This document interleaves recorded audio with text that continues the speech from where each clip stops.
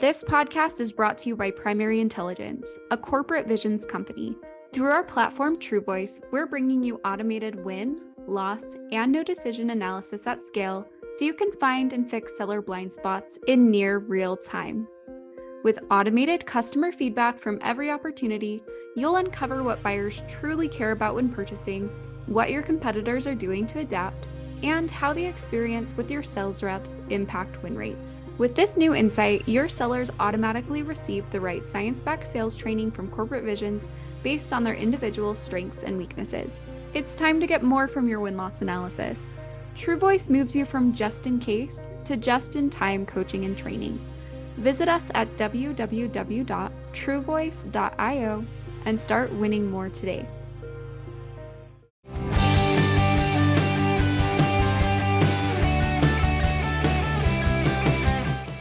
Hey everyone, and thanks for joining me, Ryan Queller, for another edition of Sales Intelligence Weekly, brought to you by Primary Intelligence, a corporate visions company. Go-to-market teams are made up of different functions that all work together, or at least they should be working together to increase win rates and revenue. But this is not always the case. In a time when you are fiercely competing for your buyers' attention and budget, you cannot, and emphasis here, cannot afford to be disconnected within your go-to-market team. Today, we're going to dissect the disconnect from the perspective of sales enablement to find out where these functions do and maybe do not align, how you can identify this misalignment, and how do you actually fix the misalignment to create better experiences, both internally and even externally for your buyers and customers. Dissecting the disconnect with me today is Mr. Will Kimmel, our VP of North America at GTM. Buddy, Will, welcome to the show. Yeah, thanks for having me. I'm excited. I'm excited to dissect. Let's feel it. All of a sudden, I feel like I'm back in like middle school. We got the frog laid out. Science. You know? I was thinking the same thing. That horrible smell. Yeah. All our listeners are now gagging, and I'm sorry. Please pull over if you're in the car. Okay, before we hop into our conversation, let's put our scalpels down for a minute. Yes. And Will, take a minute. Let's introduce yourself to us, to our listeners. Who is this person that is Will? Yeah, my name's Will. Like you mentioned, RVP of North America at GTM, buddy. I would class myself as a serial SaaS startup seller. So all the S's. Just a sucker for punishment is really what it stands for. I like to build. I like trying to identify a problem and then seeing if we can't solve the problem. And so, been in startups my whole career, seen a bunch of really good stuff, seen probably even more bad stuff. And now I'm working with a team on really helping solve this like sales enablement problem. How do we help the enablement folks really do their job effectively and giving them the place to do it? And so that's me. I'm very passionate about this. I'm very passionate about solving this problem. Obviously, it's very personal to me. I think I've seen a lot of really good stuff. And like I said, I've seen a lot of really good bad stuff that I think we can all learn from. Okay, so that's what I was going to ask. So good and bad, ugly, whatever. Mm-hmm. I have a theory about this question, but I want to hear your perspective. Yeah. What's the better teacher? The wins or the I think it's the losses. I think it is the failures. I really do. For me, I prefer when somebody else does it and I can learn from them, candidly, but I think you have to be very observant to do that. And you have to take the time to identify maybe where did they go wrong? What did they do right? But in what moments did they miss that caused the bad outcome? Because to me, I think if you're always successful, you tend to not be really introspective. And I think when you fail, it causes you to be introspective. And I think that's the only time you can really grow, to be honest. I love that. And I think I totally agree with that. And I would add that it's the gray space between the two. It's the juxtaposition between the win and the loss, right? The fail and the success where you do. And if you don't have that introspection, there's no learning. Yeah. So now that we're aligned and we have all that, let's pick up our scalpels and let's get into this dissection, shall we? Let's do it. Let's do it. First, let's start with some groundwork, right? So let's lay the groundwork first. We use the term go-to-market, like go-to-market all the time, right? So that this is a term that's kicked around in business. It's now a buzzword. let's define it. Who's involved? What functions would you consider part of the go-to-market team? Yeah, I mean, it's in our name, goodness sake. We talk about this a lot. It's got to be product, it's got to be sales, and it's got to be marketing, right? And real go-to-market is when those three are lockstep. There's a lot of other small functions within those, obviously bigger departments, if you will, but those are the three teams that you have to have if you're going to run any sort of go-to-market strategy effectively. So do you like Western movies? And no isn't a totally acceptable answer. Of course. Okay. Do you have a favorite Western? I like old Westerns.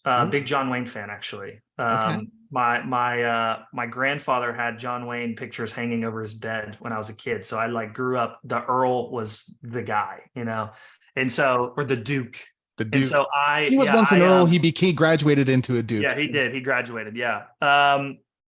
So honestly, I don't know if I have like a particular favorite. I like the themes. I like, like the good guy, the bad guy. It's very clearly defined. I love the genre. Yeah. So me too. Love Westerns. And like you, grew up with my father and my grandfather really into that stuff. Right. So I have all kinds of Westerns, but when you said those three teams, sales, marketing, and product, the theme song from The Good and the Bad and the Ugly immediately started playing through my head. I can see Clint Eastwood off in the sunrise on the horizon.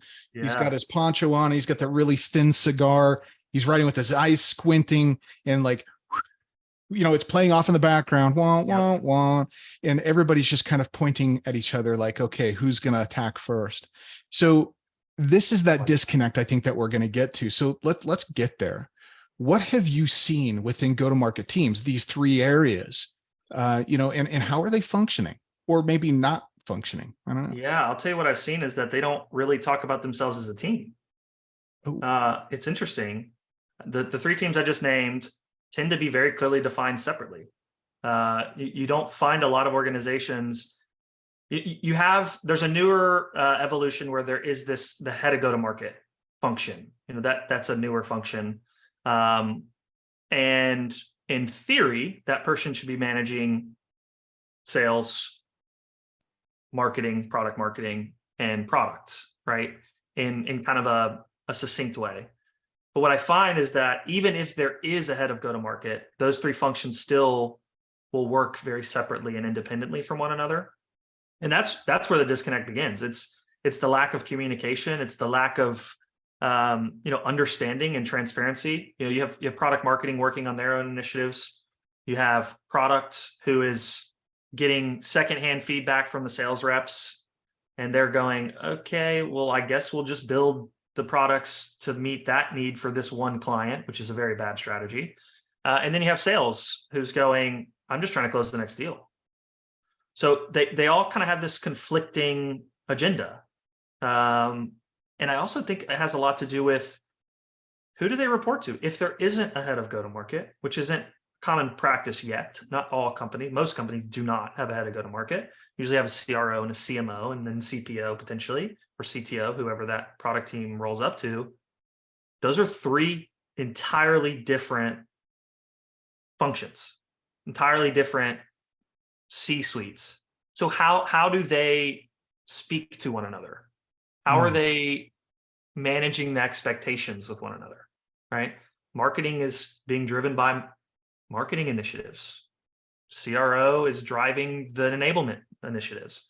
CTO is driving product vision. Do those ever speak to one another?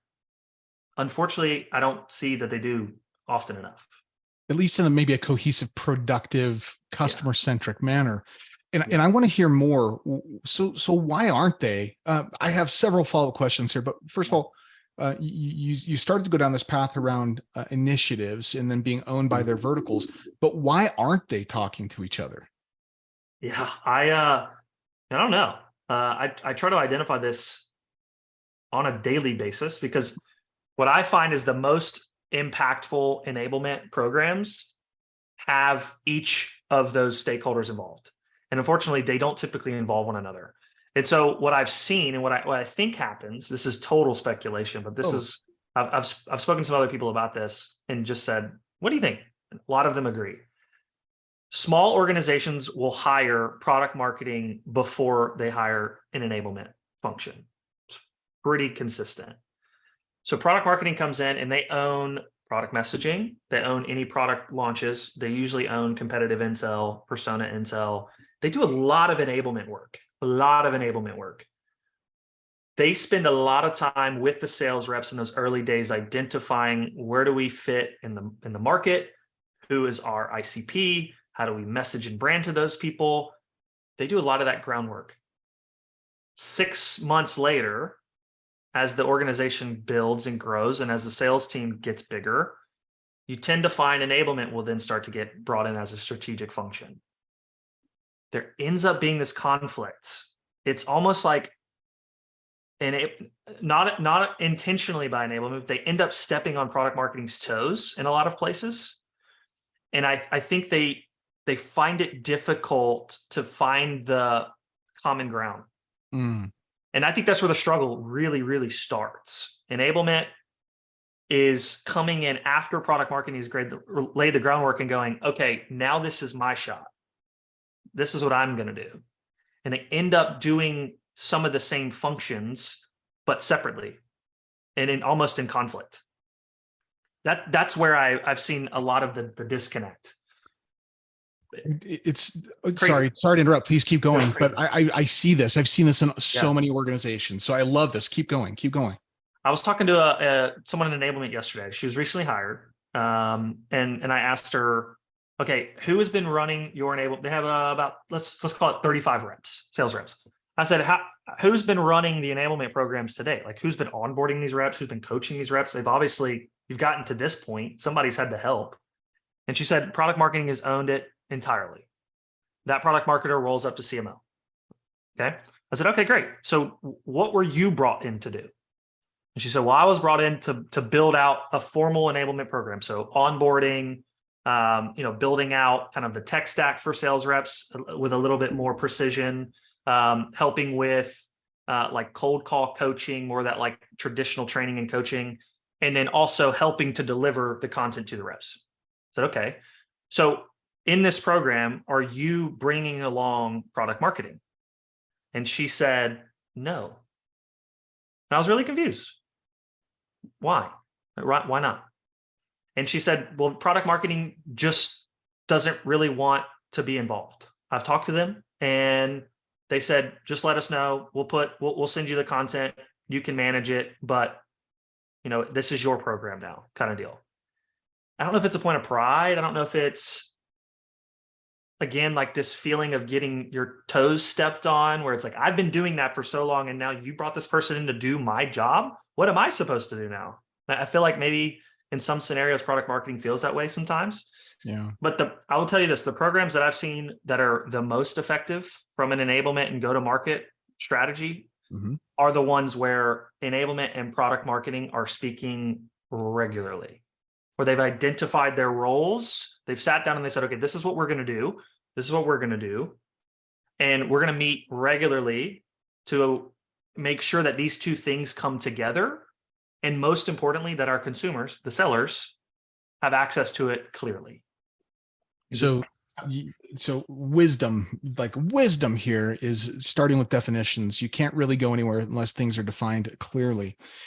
So help me, you mentioned talking regularly, and then you went to, and you prefaced that with, first there needs to be definitions and then talking regularly. What are they talking about? I mean, what are these two teams coming together and actually talking? And I know it's going to vary from organization to organization, initiative to initiative, product to product, whatever. But what are they really covering at a top level? It's usually, how are we sharing the gospel truth of our product or service to the buyer? What do we want our sales reps to say? Okay. Product marketing usually drives that initiative, right? Because they're usually wordsmiths, right? They're much better with words than the sales reps. They're also typically talking about, okay, we're going to roll out new products. How are we going to launch those? And then how are we going to get our sales reps enabled on those new products to sell them effectively? So then it becomes kind of enablement's responsibility. Okay, Mr. or Mrs. Enablement rep or manager, how are you going to take the information that product marketing is creating and curating and putting together and get it in your reps' hands and heads as quick and as easy as possible? So for them, their conversation should be very much tactical, right? It should be less strategy in a lot of ways. It should be more tactical. It should be more, how do we get this into the reps so that they can take action on it? Because what I find a lot is they'll hold these like lunch and learns. I think every sales rep, when I say lunch and learn, is probably going to get a little nauseous. And roll their cue eye roll, cue nausea, all this stuff. Another right? Lunch and learn, yeah. Right? It's this concept of like, okay, if we just bring everybody in the same room and we tell them what this new product's going to be and how you should sell it, then we should release them and they should be ready to go.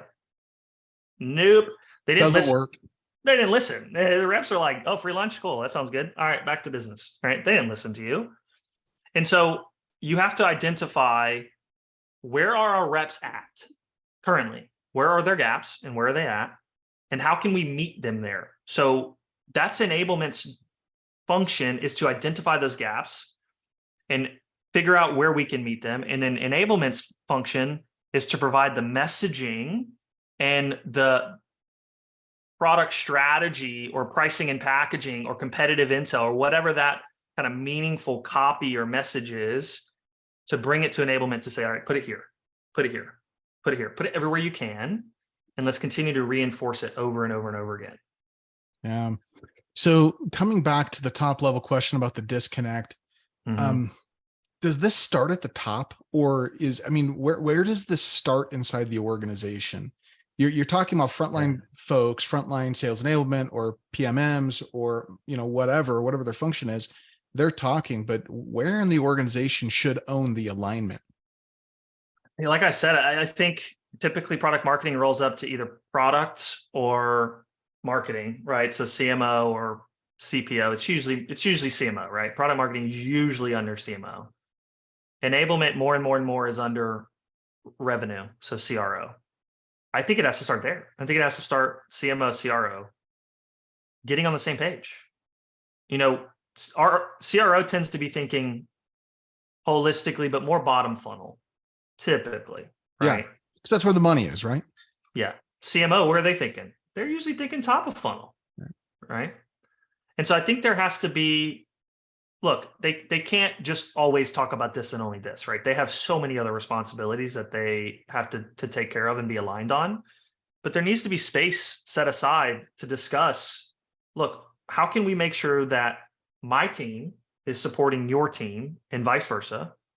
And let's create that space, whether it's identifying the rules and responsibilities, whether it's finding a solution that will help align both functions, whether it's creating a collaborative channel where they constantly collaborate, whatever that is, whatever it looks like within a given organization, there has to be consistency in it. You can't just say, okay, one of our company values is transparency, or one of our company values is communication, and then expect that because that's one of your company values, product marketing and sales enablement are just lockstep. It's not how it works, right? Especially in the remote environment, which we could definitely unpack that even further. But I think a remote environment makes it even more difficult. When product marketing is in California and sales enablement's in Texas, you gotta create the space. Okay.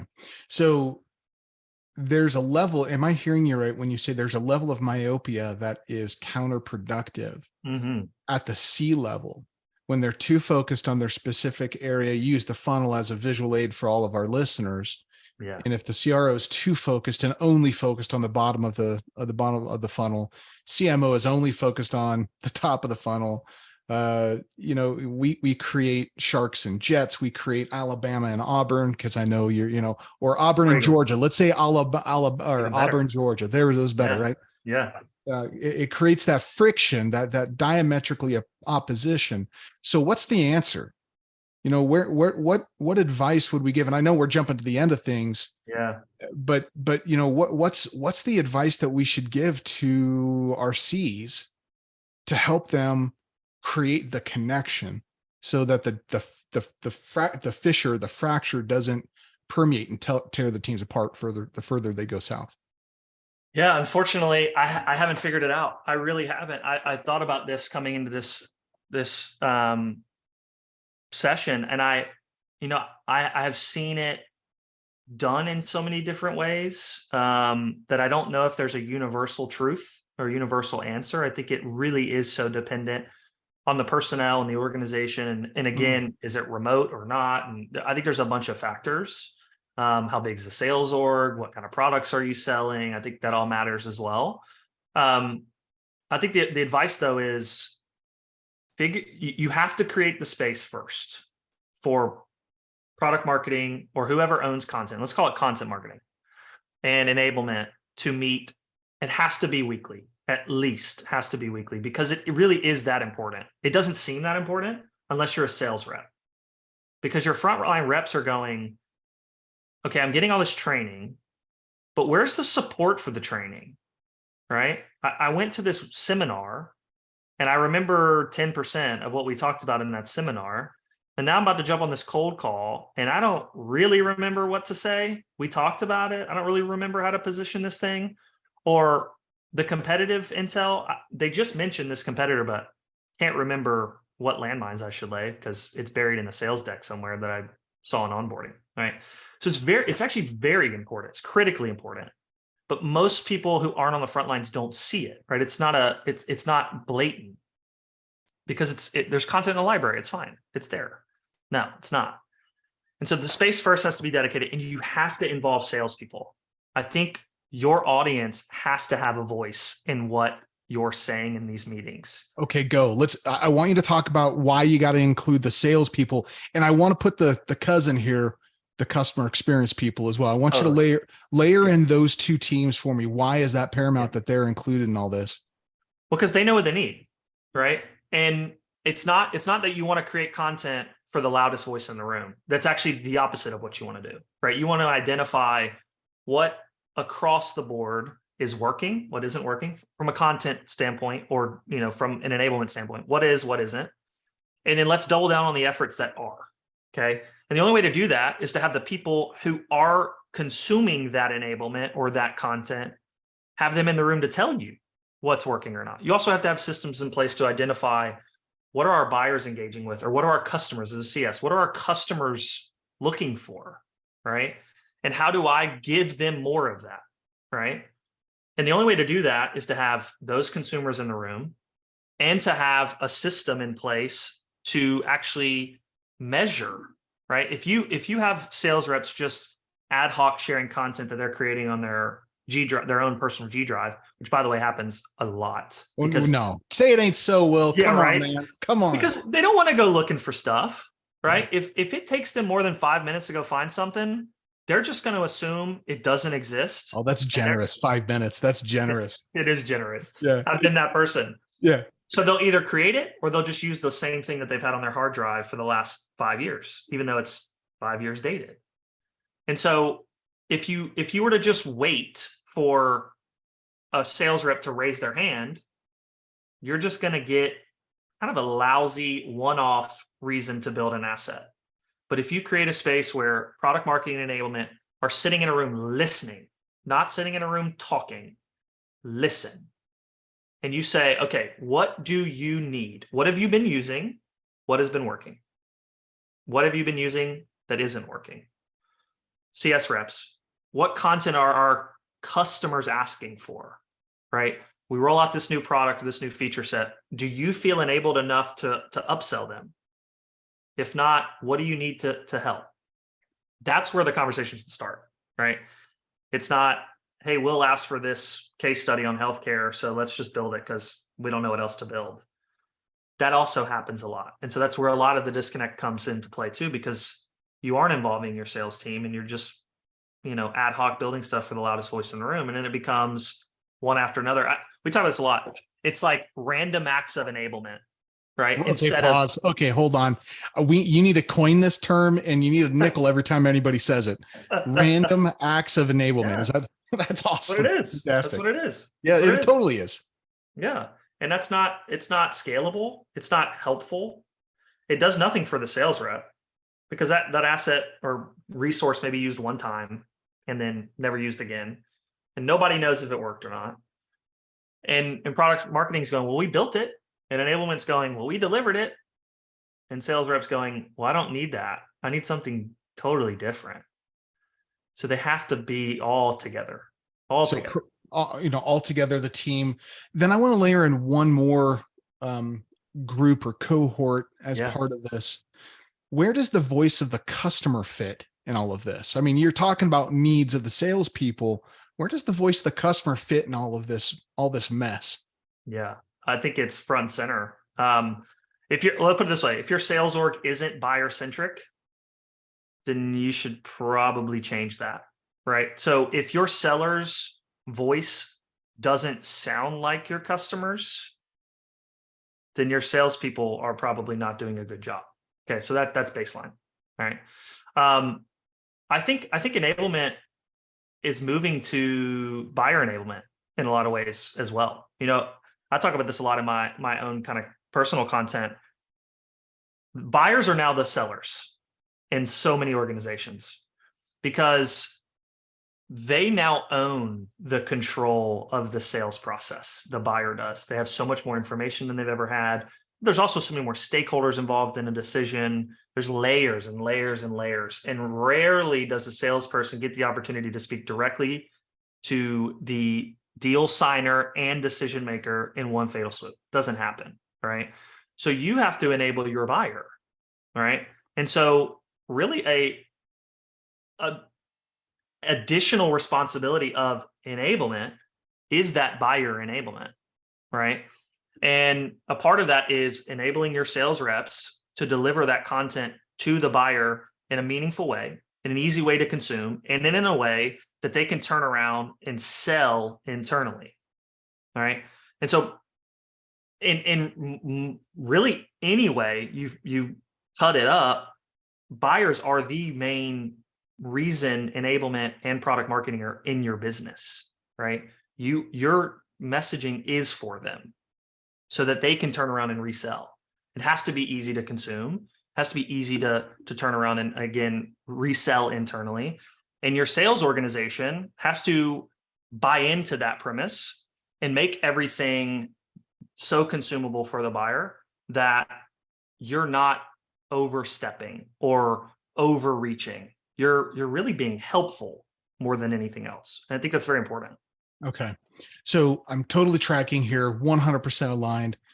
You've talked about, as a C-level in my own organization, the things that I think about are behavior change support. This is a chicken and the egg moment, kind of, by the way. Yeah. Behavior change, systems, policies, and processes and trainings, right? So without one, you don't have the other, and vice versa.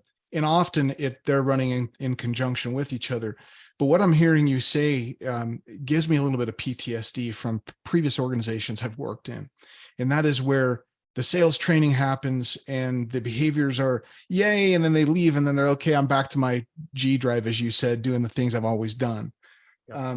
And it's like, no matter what we do in terms of training, if we don't have the ongoing support, if we don't have buy-in, if we don't have connective tissue, if we don't have all of these things focused and pointed on one singular spot, and that's our buyer and our customer.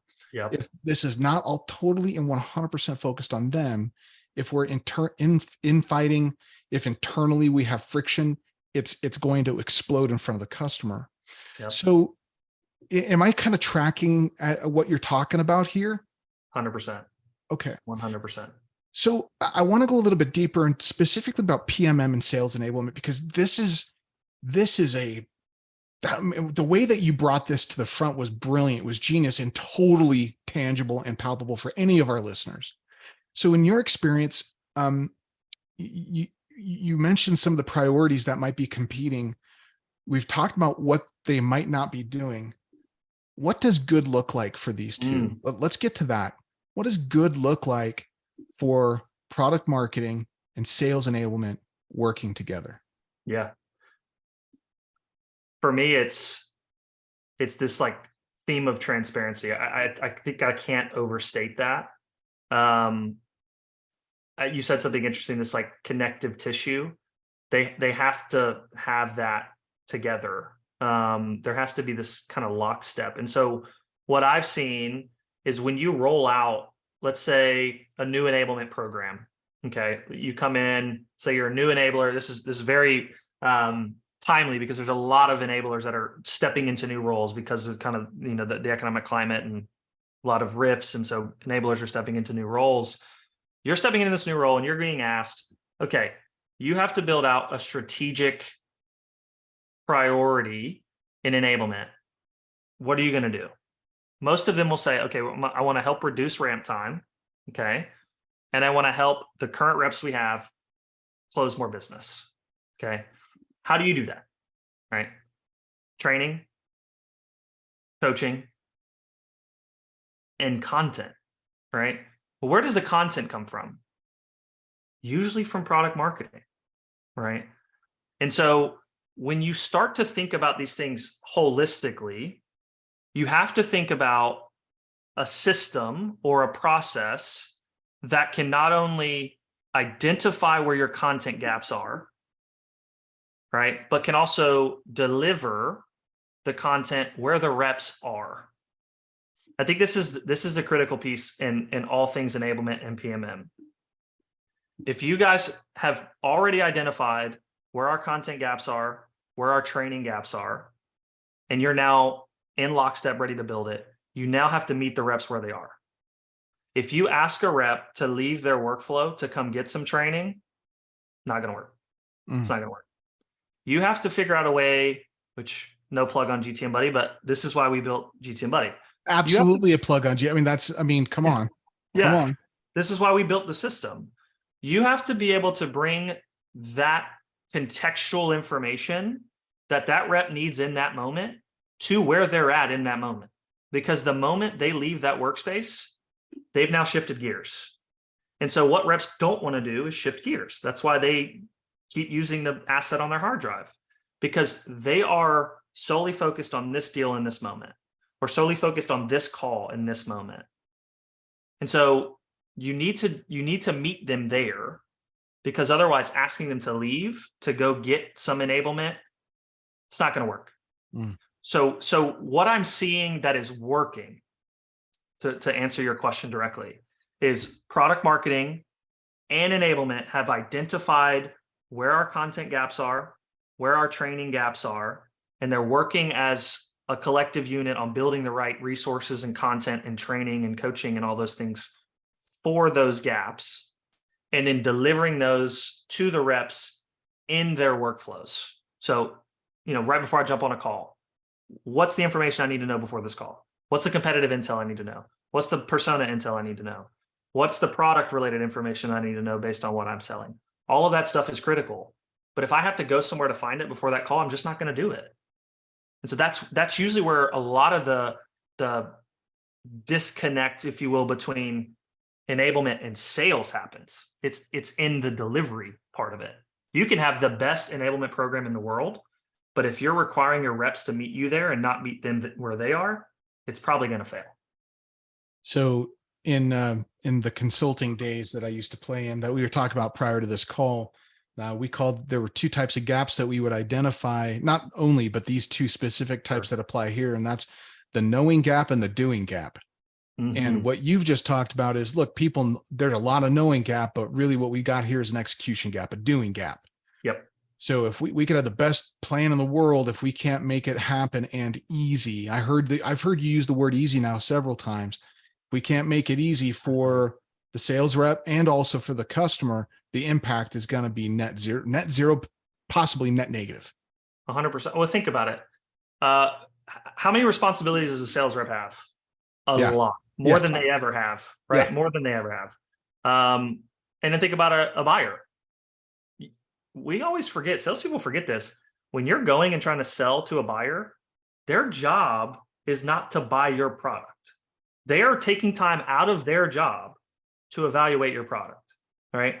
So if you don't make it easy and you don't make it frictionless, good luck, right? Good luck. They have so many other things to do. Now, if they've been tasked with a certain product or project, and their project has a deadline, and that deadline is coming up soon, and you're on the short list, sure. But I mean, that is like 1 in 100 chances you're going to find yourself in that scenario. We all want those, but that's not how today works in software sales. So instead, you have to figure out a way to interrupt their day, but do it in a way that it's easy for them and easy for you to present your message in a clear and crystal way. And so we forget that we are busy. We are busy people. Your buyers are busy. The sellers are busy. And if you require a rep again or a buyer to leave what they're doing and go produce something else, it's going to be tough. It's going to be tough. It's going to be tough. Okay. So I've heard you talk in no uncertain terms about the importance of speaking to each other, transparency, speaking to each other, alignment, communication, all that stuff. How do we fix this disconnect? So if you were going to give some advice, right? And this is coming full circle. I asked this towards the beginning. How do we fix this?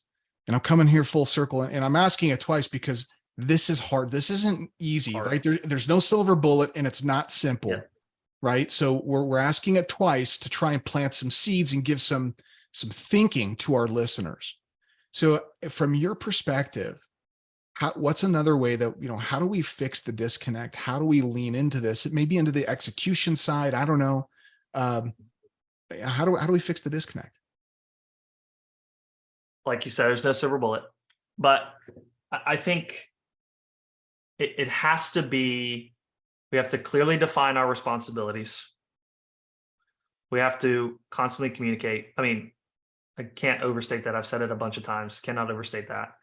And then I think we have to have processes in place that we can lean on, so we know that what we're doing has an output. People are really renowned for talking a big talk, but then the execution part, to your point, doesn't always happen. But if we have processes in place, systems in place, where we know once I complete this task, this is where the output goes. And I know that once so-and-so completes their task, that's where their output goes. And the sales reps, that's where they go for their single source of truth. Then we know from an execution standpoint that the reps are getting everything that they need, right? And so it's process, it's procedure, it's communication. It's hard. It's like you said, it's hard. It sounds great.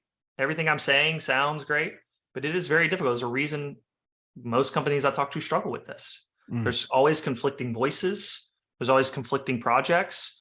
You always have the loud sales rep asking for stuff that you probably shouldn't build, but they won't shut up, so you build it, right? There's always these conflicting things that are happening around us. But if we can build a successful process, and we've identified that this process works, stick to it and lean on it, then I think it becomes second nature, right? Sales reps know where to go.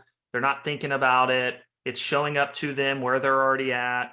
Enablement's going, look, I have this. This is my responsibility. It's been clearly defined. I know how to coach my reps, we talk about customized coaching. This rep needs this, so I can focus my time and energy on that.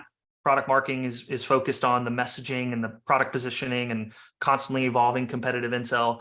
All that's happening, but no one feels like it's a task, right?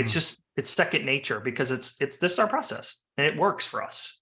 You have to really lay that groundwork in order for it to succeed. Okay. And by the way, enter what you just said was a novel idea, but enter this idea of to the rep level coaching, to the rep level measurement. And that's where, not to plug CVI, but that's where corporate visions comes into play. To the rep level, customized coaching all the way down the line. So that I got it. Let's wrap our conversation with this. Where should they start? If I'm somebody out there, let's say I'm an executive, an RVP or an SVP or somebody tasked with starting to fix the broken nature of our PMM sales enablement relationship. Let's use that. Yeah. What's maybe an advice that you would give to start? How do you start this? I would do an audit of everything that's already in the business, all of the collateral, resources, content, everything that's been built to this point.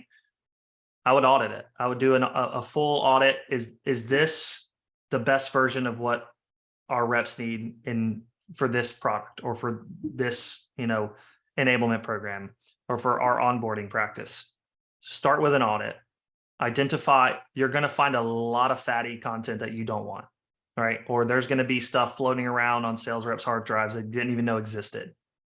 You need to get and identify those things so you can start to identify, okay, where do we need to go, right? What's the direction we need to go? And then get on the same page, right? Where are we failing? This is exactly like you said, this is CI. Where are we failing? Where are reps failing? So we can address those gaps. Look, product marketing, enablement, sales reps, we're all incentivized for more revenue, right? That's what we're all here for. And so our main objective is to drive more business, right? And so we first need to identify, where are we failing to do that?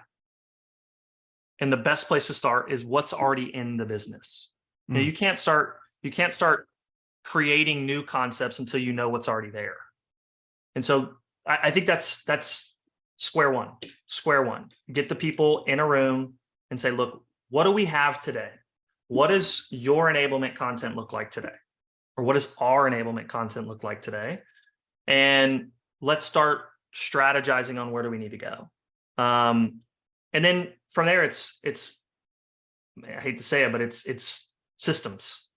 What's the next process or system to get us to that next level of maturity? And it could be several different options, but they're all very dependent on the organization and who's in the business. So I'm a huge fan of this statement. How do you know where the hell to go if you don't know where you are? So that's exactly what you said. And that is fantastic a fantastic starting place, fantastic advice to give somebody. Will, man, thank you for the time. Thank you for coming on the show and taking time out of your day to impart the wisdom, drop a little wisdom bomb on our listeners. Thank you. Of course. Thanks for having me. Look, man, we're still all figuring it out. I think that's the end of the day. It's like key takeaway. Yeah. Got to give ourselves grace. We don't know all the answers. We're going to fail. Back to the previous conversation we had at the very beginning. You learn more from your failure. If you're not failing, you're not trying. End of the day. And some more truth bombs. Yeah, that's right. So thanks for having me. I enjoyed it. This was fun. And listeners, for more from our friends at GTM Buddy and from us here at Primary Intelligence, a corporate visions company, check out the show notes at www.primary-intel.com/podcast. And remember, no deal is out of reach. We'll see you next time